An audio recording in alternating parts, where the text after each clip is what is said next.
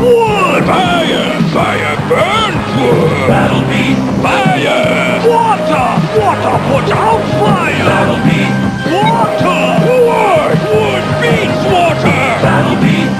Collect every one of these incredible creatures to battle for fun. Just activate their battle badges.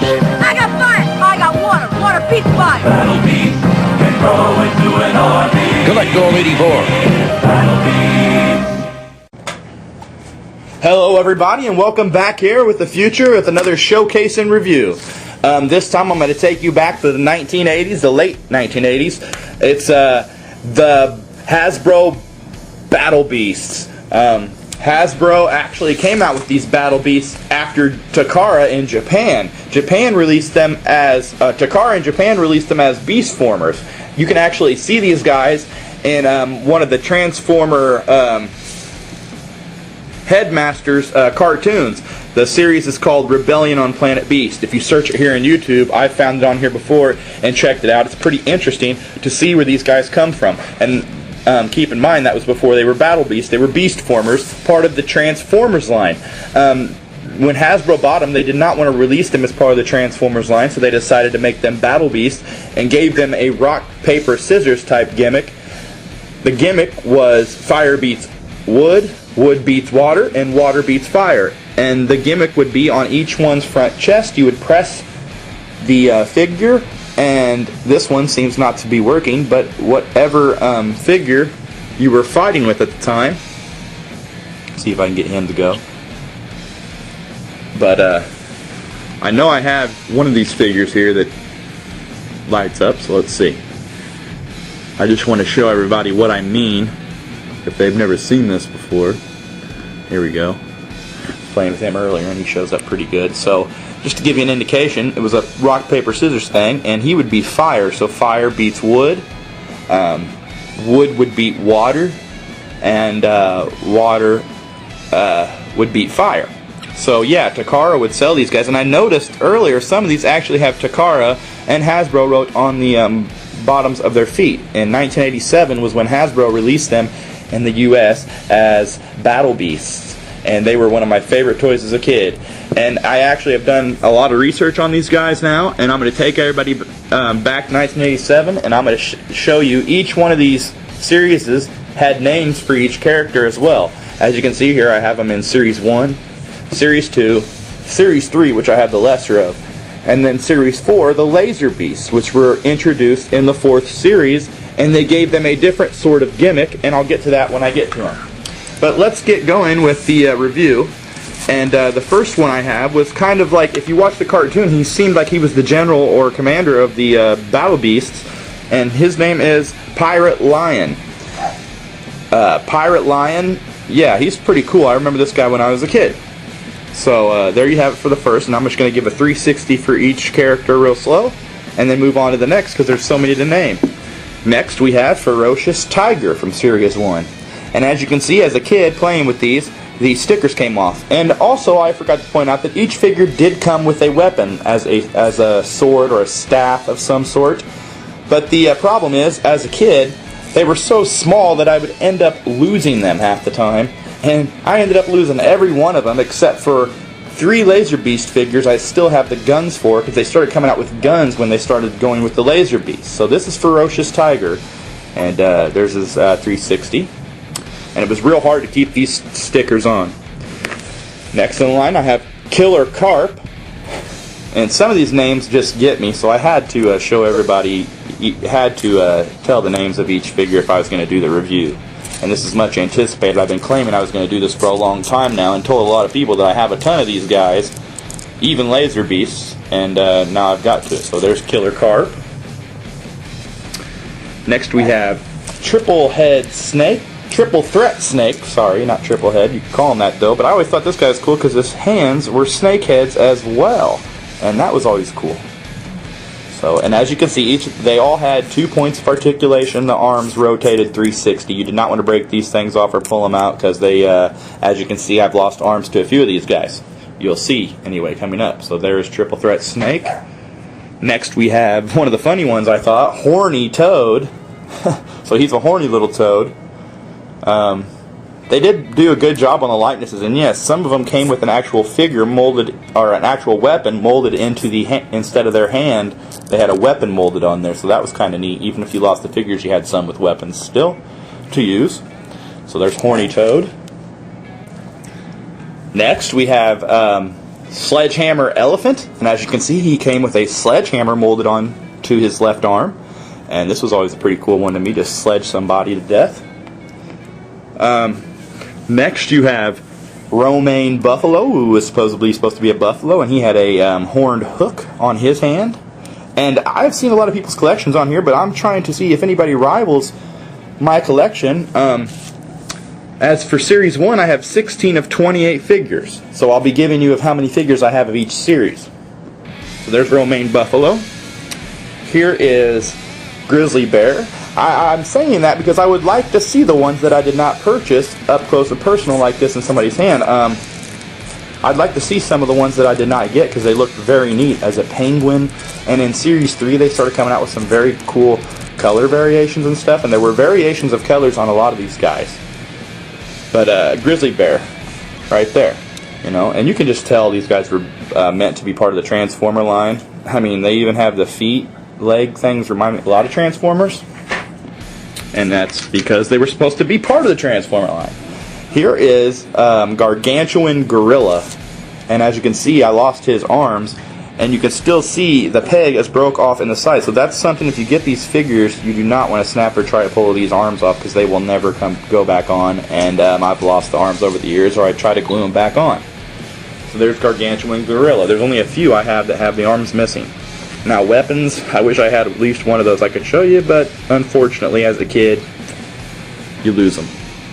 So next I have Swiney Boar, and I actually have 3 Swiney Boars.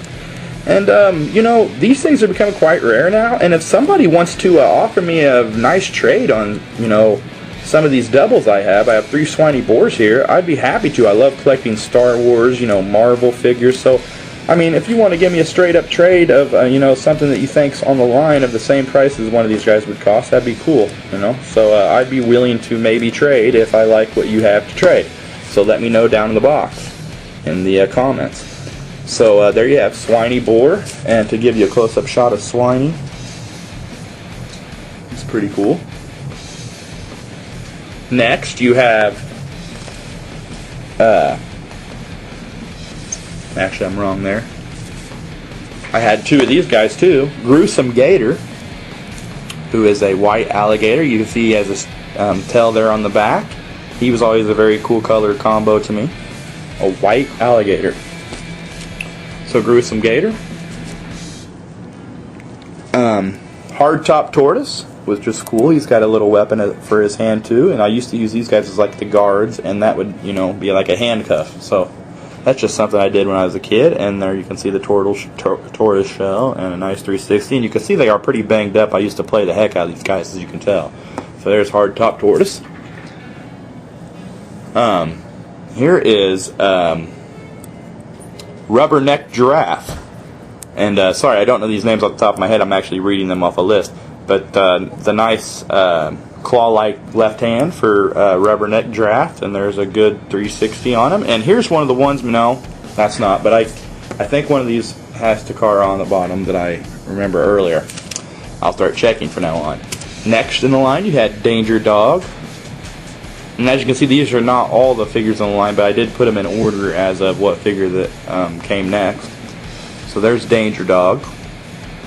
Cool. Hair-raising Rabbit was always one of my favorite guys, you know. He reminded me of Bucky O'Hare, you know. I don't know who else, but if you remember that Bucky O'Hare guy, that's who he reminded me of. Like, they ripped this guy off and made him a cartoon. But there's Hair-raising Rabbit. I have 2 of them.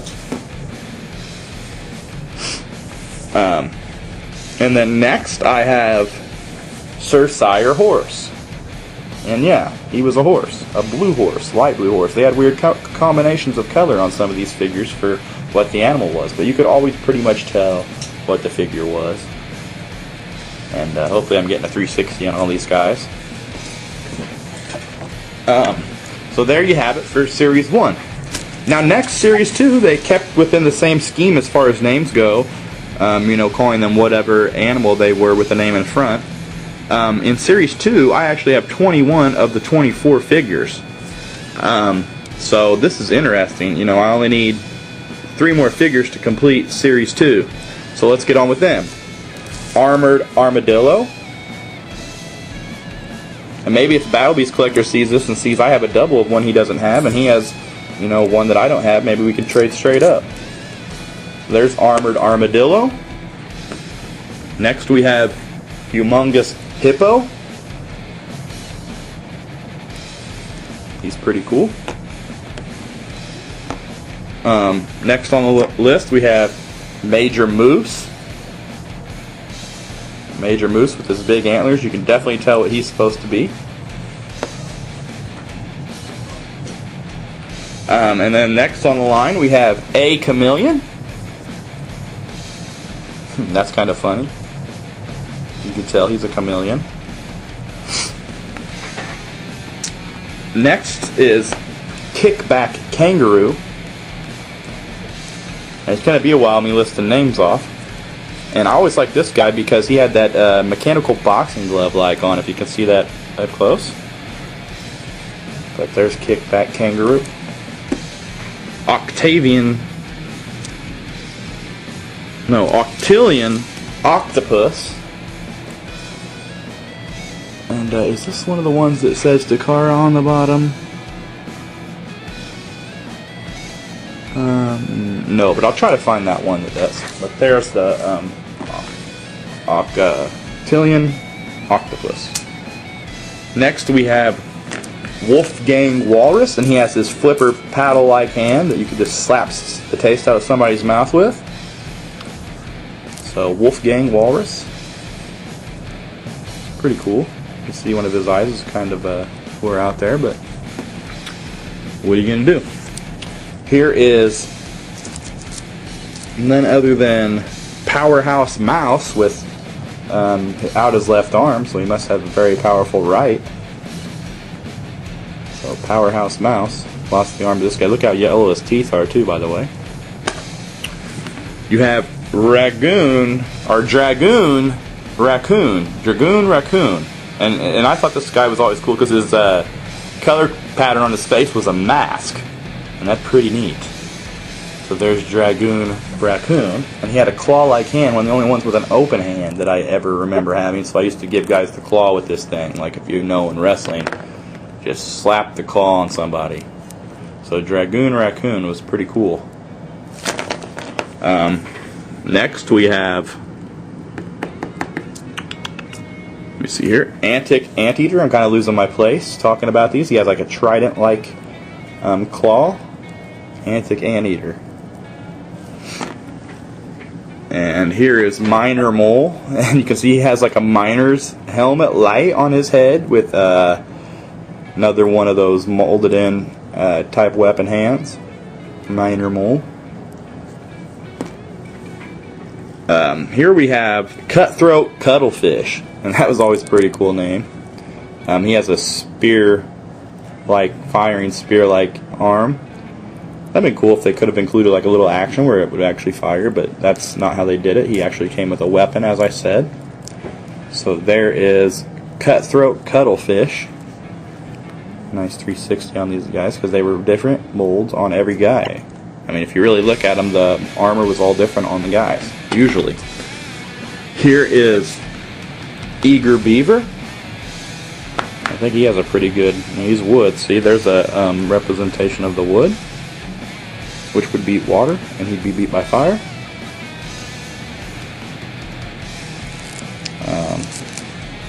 Eager Beaver. That was a funny name too, Eager Beaver. I mean, whoever was making these names was having some fun. Here is Slasher Seahorse. And he actually has a seahorse-like body. But as I'm showing, you know, they do have back patterns that are different, you know, on all these guys, and that was a really cool feature. The armadillo had a back like an armadillo. So there's the seahorse.